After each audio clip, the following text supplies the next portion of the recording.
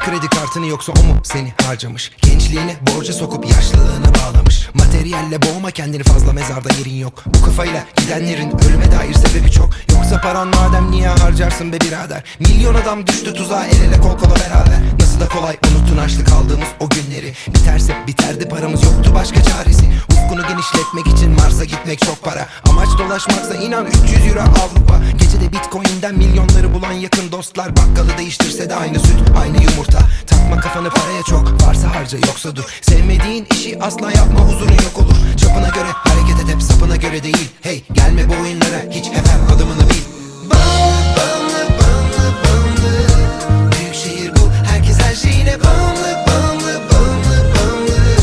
Büyük şehir bu, herkes her şeyine bağımlı. Bağımlı bağımlı bağımlı.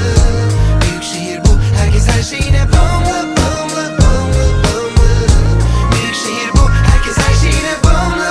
Bağımlı bağımlı bağımlı.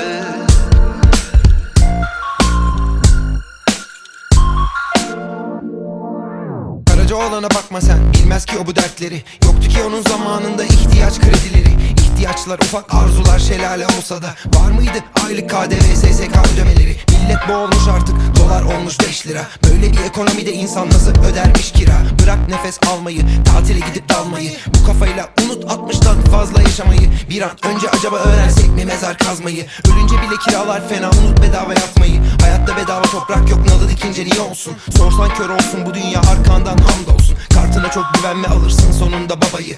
Ayağına göre uzat bak, hayat tam bir balayı. Büyük şehir hayatı bu, kendiliğinden pahalı. İçindeki herkes inan her şeyine bağımlı. Bağımlı bağımlı.